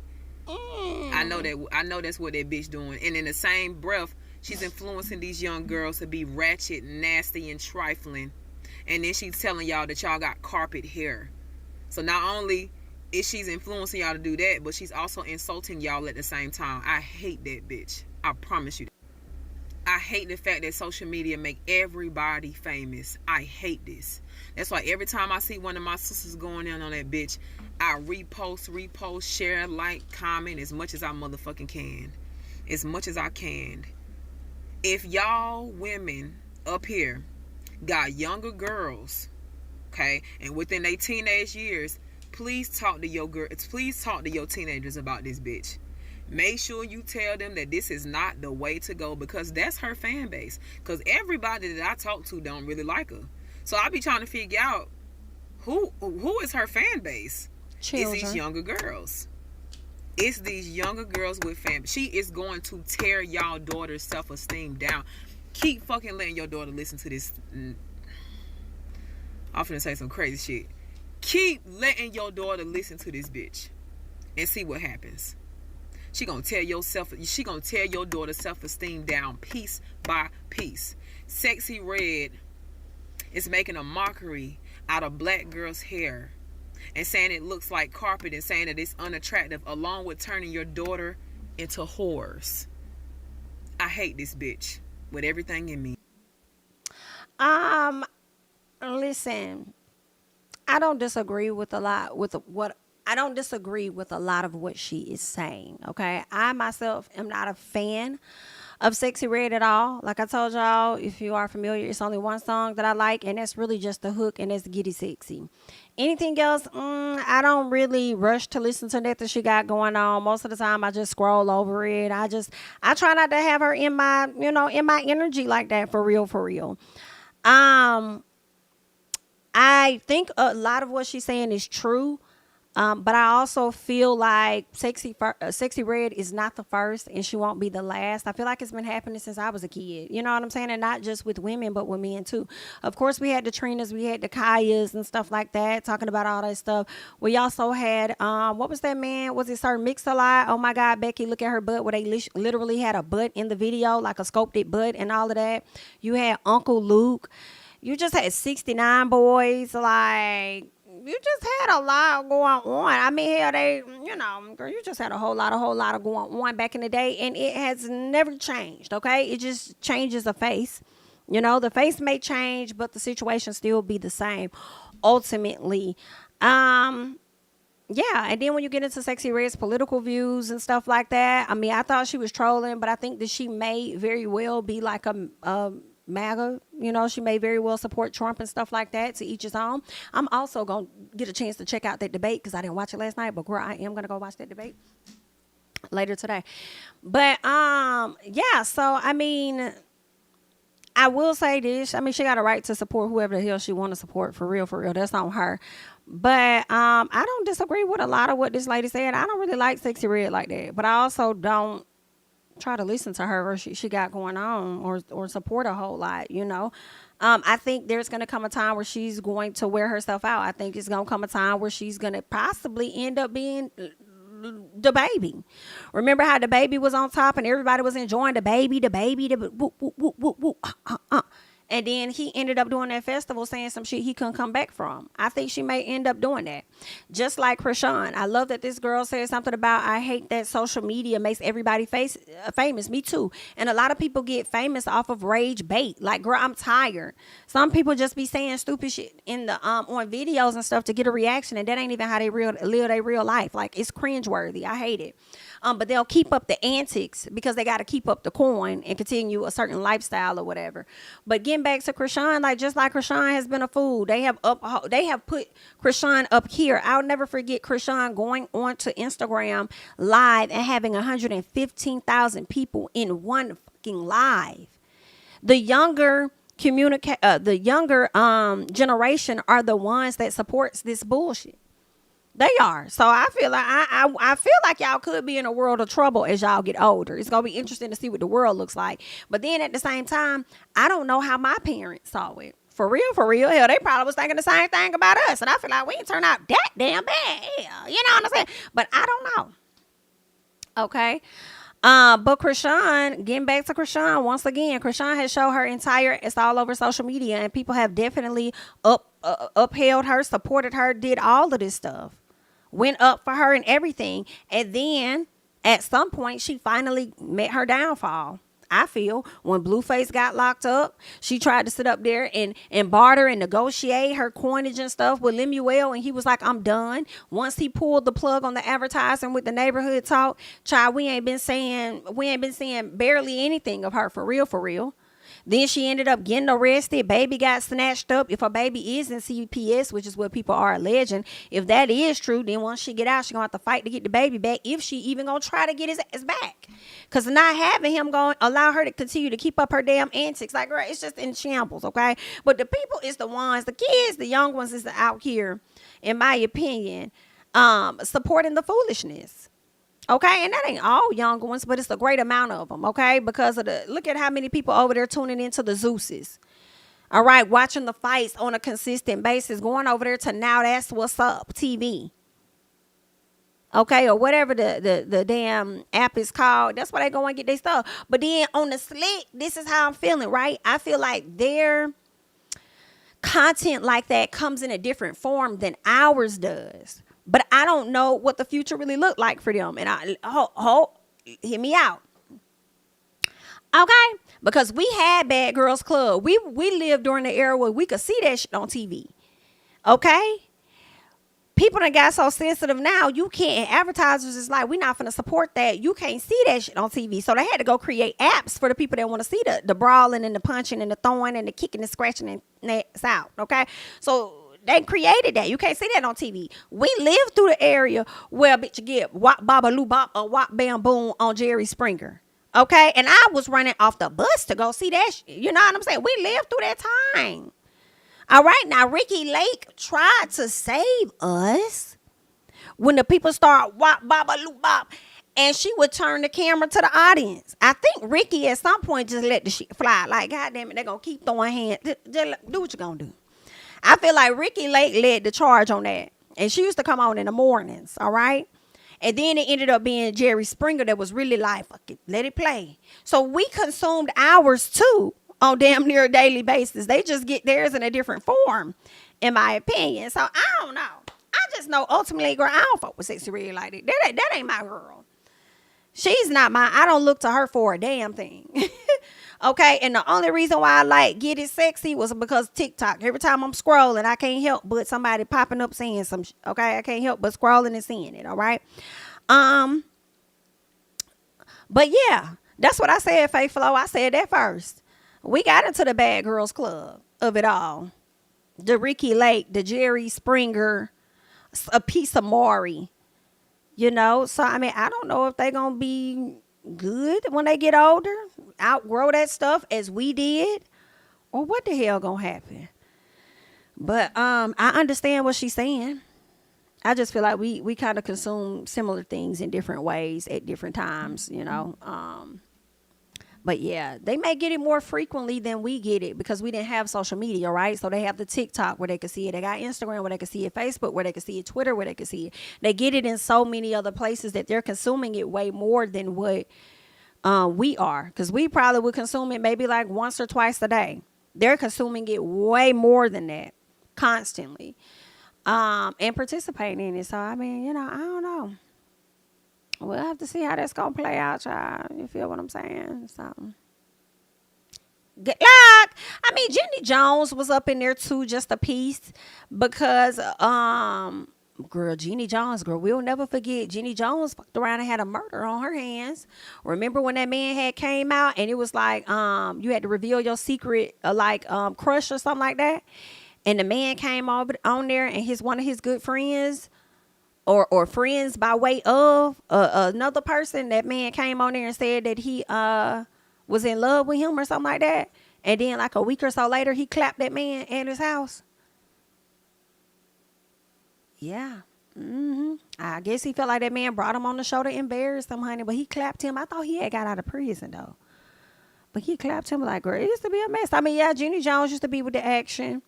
I don't know about Montel Jordan. I ain't watch him a whole lot. I used to tune in when Sylvia used to be on the show, and she used to be telling them folks about their life and stuff. Telling them people about, oh, your family member is here, and they said this and that. You know, the psychic lady. And the people used to be emotional and crying. So, yeah, I used to watch that then. I'm trying to see who else used to come out back then. I think there was the heavy hitters. I mean, what's her name? Sally. What was Sally? Sally Raphael. What was her name? Sally. She used to have a show. I don't think it got into that type of action. I used to like Sally too, but I think I started watching the shows on the tail end of Sally. I think Sally may have started to fade out or phase out as Ricki Lake was coming in, the Jerry Springer was coming in, Oprah Winfrey was doing her thing, but I don't think she really had no fights on hers. And then you had the Maury Povich and stuff like that. So, yeah. Yeah, Montel Williams. That's what I meant. Did I say Montel Jordan? I meant Montel Williams. I know who you're talking about. I still didn't watch his show a whole lot. I think he also used to bring people that may have never seen, like family members in years or long lost family members or something. I used to watch, Dad, but he didn't really have a whole lot. So it was Sally Jesse Raphael. Yeah. Her. I used to kind of tune into her too, you know, but she was getting ready to like, you know, phase out or whatever. But yeah, you feel what I'm saying? But TV used to be good back then, but now people getting it on apps and they can consume it all the time and everything. But you know, it is what it is, child. Y'all let me know y'all thoughts. Continue the conversation down below. Okay? Now, let's go ahead and move on. Y'all know Miss Kenya Moore. Let's talk about it. Kenya Moore went from, okay, let's start over. First of all, Kenya Moore got in some trouble over there at Real Housewives of Atlanta. Okay? She had a grand opening. And while at that grand opening, there were images that were posted, okay, for public view. All right? Now, it's being alleged that those images can be found online. So it was already available to the public. So her bringing it to a smaller public, you know, that then would have been to a wider public had it been on TV. You know what I'm saying? They feel like it wasn't that big of a deal, whatever. So my biggest issue with Kenya, I don't know what was really shown because people are saying that it was RP. I don't know what it was, but at the end of the day, what we do know for sure that it was some type of sexually explicit image, okay?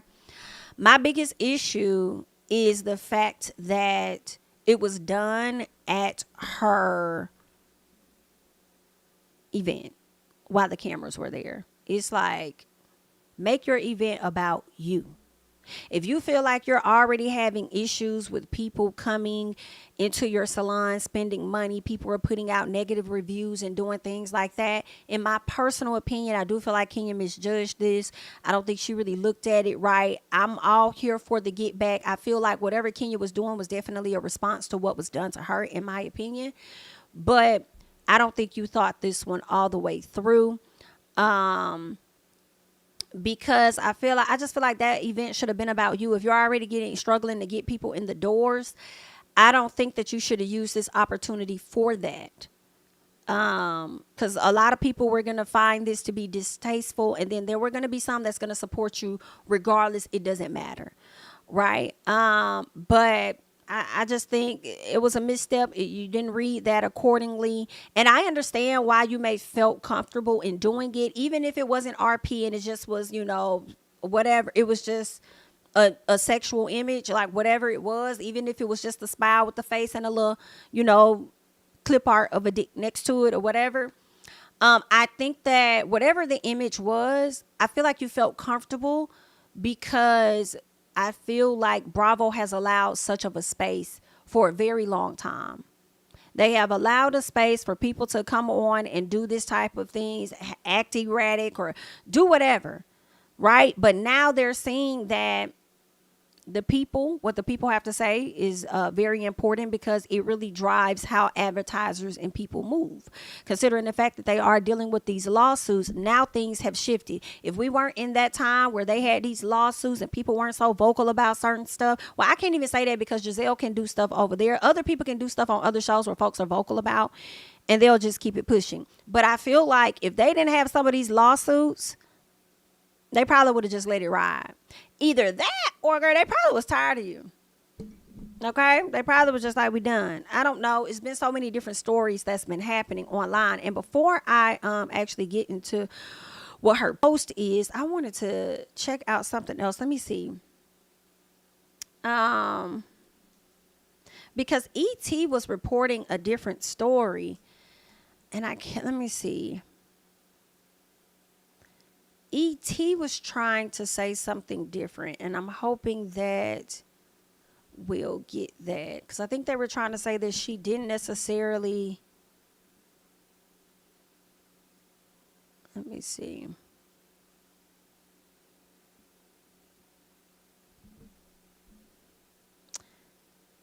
Okay, I'm not sure if this one is it, but ET was giving us a different story than what a lot of people were saying. They were trying to say that she was never fired and that they just made, you know, a decision together to leave is what was being said. They made it, you know, they both agreed for her to just walk away from the show. But then Love B. Scott and them came on and they said something different. I'm just like, what the hell going on? Did Love B. Scott and Ken don't fall all the way out? Because, honey, what? Okay, so anywho, let's get back to this post real quick. All right. So what they're saying here is that, okay, Kenya says, thank you for all the support. Hashtag Team Twirl. My heart is full and my conscience is clear. So many false claims hiding behind anonymous sources. All this conversation and no facts being reported. If a claim or source was valid, would they need to hide? My life is blessed. My daughter and I will continue to thrive in a non-toxic environment where we feel appreciated and, most importantly, protected. Thank you, God, for covering us. She says the rumors and narrative about me randomly showing news or RP is 1,000% untrue. I have proof and I will share soon. Okay, so when she says she'll share soon, I think Kenya gonna come down to the YouTube. I think Kenya gonna come down to the YouTube, make a coin off of whatever she share. And I don't know if she may even start discussing the show and make her extra money up off of the show by her giving her opinion on it down to the YouTube. But I feel like that's probably what she gonna do. That's what I'm thinking. Okay. Now, I believe it was this article here where they said that she was not returning. A source tells ET that she decided to part ways with the franchise despite previously expressing interest in returning, declaring that she would not be going anywhere and receiving support from her longtime castmate and friends. Okay, Kenya is not returning to RHOA. She decided it was best for herself to leave after she felt the incident was handled and how she was treated. These are the reasons why she was leaving. So they were making it seem as though the investigation had happened. And even with she was cleared in the investigation, but with her being cleared in the investigation, she still didn't like how it was handled. So she decided to leave on her own accord is what is being painted. All right. So I am not necessarily sure, but Love B. Scott is reporting something completely different. Okay. Thank you so much for the super chat, Chocolate Soul. Another CC has said, according to sources, that Bravo was not going to bring Kenya back to Real Housewives of Atlanta until Kandi pulled out, allegedly. Listen, thank you so much for the super chat. And actually, I kind of heard the same thing. I more so heard that they didn't want her. Okay, I heard that they was not interested in bringing her back. Kandi definitely threw a wrench in things, and even when that happened, from what I heard allegedly, they still were assessing things because they only signed on Portia. They only signed Portia on in February, and they still didn't sign Kenya on until April or something like that. Later on, like she still didn't get signed on until way after Portia had already been confirmed. Because Kenya, I think she did an interview in March or sometime. Maybe it could have been in February. She said, "Oh, they're gonna announce the cast soon. They're gonna make the announcement or whatever." And I think she was on Big Tigger show. She was on somebody's radio show, and they kept trying to get her to confirm that she was indeed going to be on, and she wasn't confirming because I do believe that she did not know for sure. So, yeah, I don't think they wanted her, and I feel like they didn't want her primarily because of what was said over there on the Carlos show when she was kind of calling people out because it was already shown that she was feeling unprotected by them last year when she kind of did that interview with Carlos and then or whenever the interview happened. So she wasn't like a go-to automatically like, hey, we want you back type thing. Keep in mind, Kandi was taking, Bravo was taking a long time. That I think that they could have been considering doing a whole different revamp anyway. They should have just went with that. But they went, got Portia, and then shortly after that, they got Kenya, and then they brought in some more girls or whatnot. But they probably wish they would have stuck with their guns to begin with. And I kind of wish they would have too. Just stuck with your guns from the beginning. Let's get into B. Scott because B. Scott, they're reporting that Kenya Moore was suspended, then fired after investigation determined she violated the code of conduct. This article here, and it's funny because I don't see them putting exactly the name. Okay, here we go. So Denver, you messy Denver. Denver Sean, you is messy. Okay, so they came back after, it seems to me, when ET put that report out saying whatever they were saying about the investigation and when it comes to Kenya, she was cleared in the investigation and she didn't like how things played out, so she left. It appears to me, how I'm looking at it, is that B. Scott and the team came back and was like, no, let us clear that up too. So whatever she trying to put out there about she made the decision, no, she didn't. because the investigation determined that she violated the code of conduct. Girl, that is, y'all wrong for that. I thought y'all was cool. So Kenya Moore's time with Real Housewives of Atlanta has come to an end. They said they previously reported that Kenya was fired and the door for her future return was closed. And now we're back to clarify exactly what led to the decision.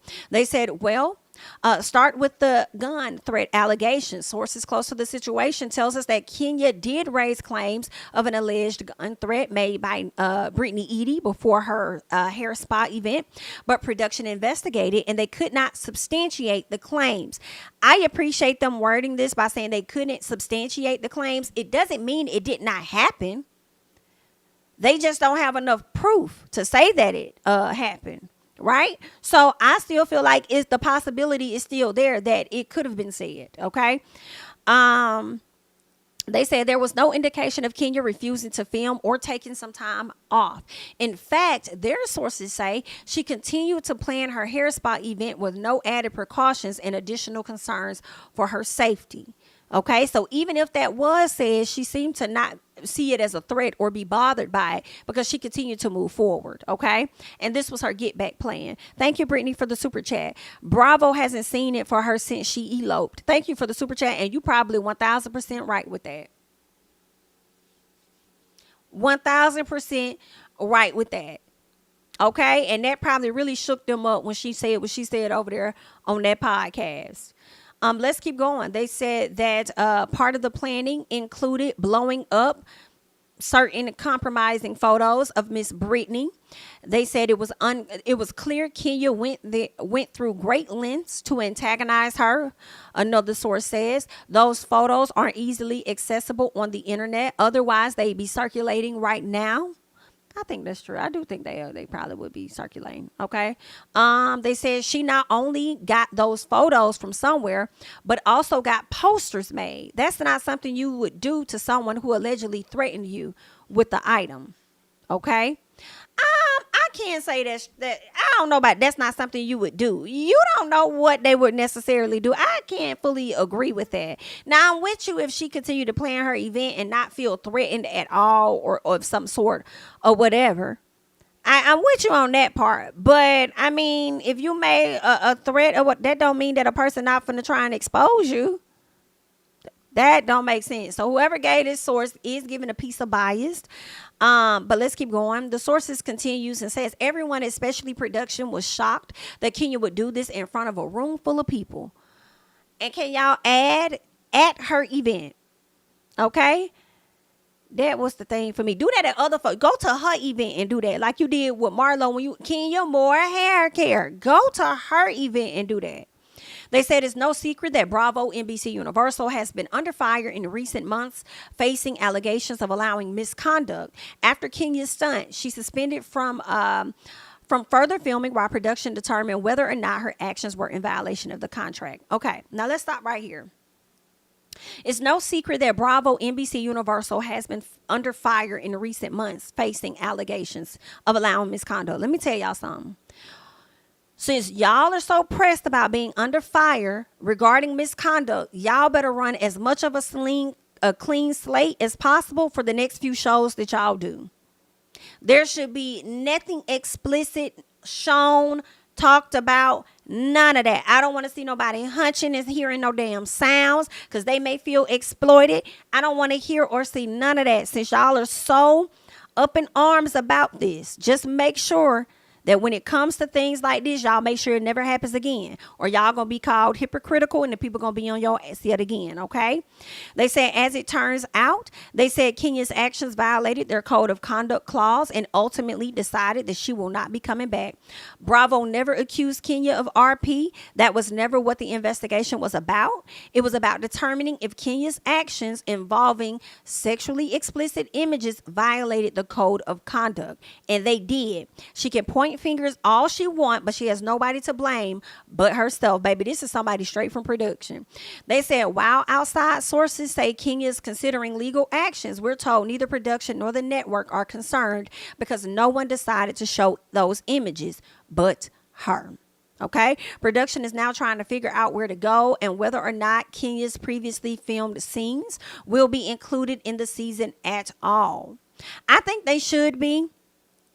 I feel like they're not. No, I don't think Bravo's going to show the images or anything. You know, whenever a fight happens and the screen goes black and this and that, and they only flash to reactions, I feel like they could do that. Not showing the screen, flashing to reactions or whatever, and then maybe put a statement out and saying Kenya chose to exit the show. However y'all want to clean it up or whatever. And y'all could have had that one wrap-up scene right afterwards to where maybe Kenya and Portia had to sit down and Kenya said she's going to take a break. And y'all could phase out like that. You know, that's what I think y'all probably could have did in that moment.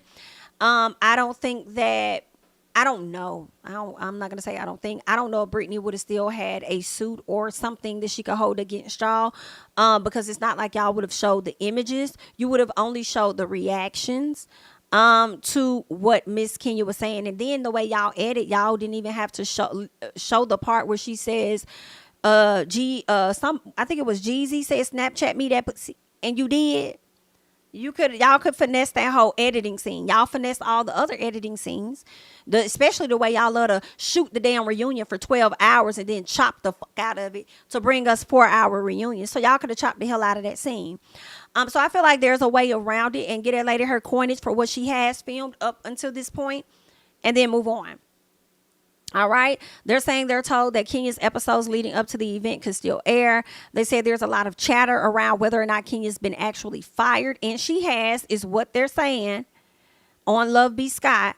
Her time with the network is done and the decision was made for her. Okay. So they just want to make that clear. This is really messy. This is really, I don't know if they already had a falling out or what happened, but I thought they was really close. Okay, so I guess not. Child, you could be friends with the folks and then they'll play you out later. Yikes. Either way, honey. Good luck. It is what it is. Let's get into real quick what Miss Kandi has to say about this. And then we'll call it a day. All right. Kandi went over to her Amazon Live and she shared her thoughts about the Kenya situation. You guys already know I was gone top of the year. And I had made that decision for myself. But unfortunately, my girl Kenya, you know, she was a part of this season. And then there was an incident that happened. I wasn't there. I can't give you a details of what happened. But it makes me sad. You know, I'm not lying about how I feel because she is my friend. I do love her.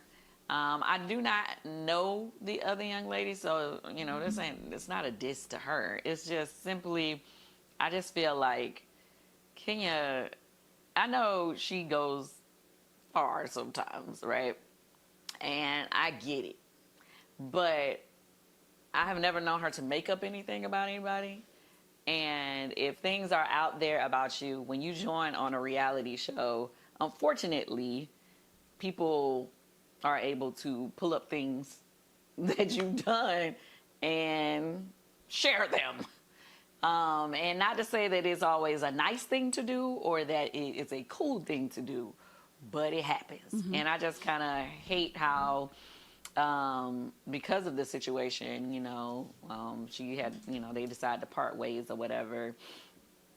And I just felt like, well, dang, like, it wasn't nothing else we could do. We couldn't have just said, okay, because I just feel like Kenya is a major part of the show. And I feel like this is the end of an era. I don't care who disagrees. I feel like it's the end of the era. It doesn't matter if you didn't like her or whatever. You always going to need somebody who doesn't mind being real and keeping it 100 on camera, pushing the story, meaning, like, bringing up things that other people be trying to avoid the topic, you know, and you got to have that person or else everybody's just going to be talking about only what they think is cool for them. They're not going to necessarily take on the hard conversations on the show. And so I think she's one of those people who made sure that people spoke about what they had to speak about. And so now that she's gone, I just want to see how that's going to work. I don't know. All right, so y'all just heard some of what Kandi said. She also goes on to share more of her thoughts on this. So let's get into this quick clip as well, okay? And a lot of people were like, how could you support that? And I'm like, okay, at the end of the day, she didn't make up anything about somebody. She pulled some unfavorable receipts off the line, which may not have been the nicest thing to do. Don't get me wrong, I'm not saying that it was the nicest comeback at someone, but when the ladies on our shows and on different shows on reality TV, when you say something to someone or you make a threat or you come at somebody in a negative way, you do not get to determine how strong the shade or whatever it is that's coming back at you.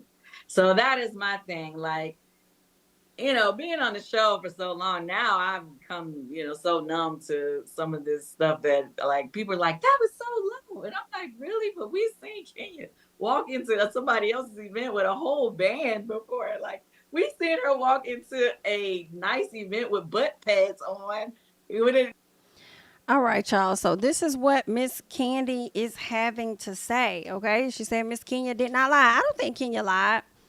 I don't think Kenya lied at all. I believe whatever Kenya said happened definitely happened when it comes to Brittany, okay? I do believe that. But unfortunately, that's not the conversation.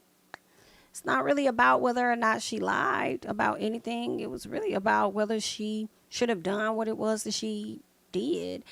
And yeah, that's all that it's about, whether she should have did this shit. And we've given her passes for a lot of stuff, and I think everybody has their day. Well, not everybody has their day. Most people do. And this just ended up not going in her favor. It was just something that Bravo was not able to come back from, and therefore they were not willing to bring her back.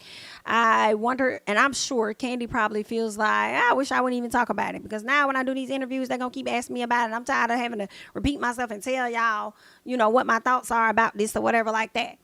I know she wants to be here to support Kenya, and she wants to give Kenya as much public support as possible, considering the fact that,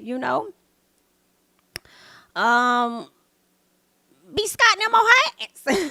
Okay, Days on her ass, and other folks is on that ass as well. So I definitely understand Miss Kandi wanting to give her friend as much support as possible for this, but unfortunately, it is what it is. Like, she may not have, done anything with RP, as Kenya has said. She hasn't. But whatever it was, she said she didn't show news. It wasn't RP. Is what she's saying. She gonna show the receipt soon, but whatever it was,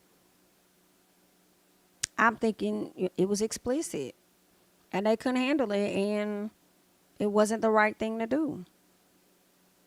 Not at that time, child. Now I feel like if she probably would have been on her phone, told the girls about it, and she probably showed the picture or something like that, I feel like they probably would have been, I guess, better versus putting a poster up and showing it to everybody. I don't know. But I get Kandi trying to support Kenya in this moment. She wants to support her good girl. But at the end of the day, it's a sad situation. And this is where we are right now. Hopefully she'll be able to make a return. I think that she would give it some time. Maybe a few years. I don't know. She may not ever want to return. But I feel like if she were to take the legal action and go that route, I don't think they'll ever have her back again. So... And I don't even know if you will win it. So you might be wasting money trying to fight it legally and not be able to win it. I would probably just take my L. Whether you feel like it's an L or not, you're still not a part of the season. So that is a sort of an L. And just sit in it.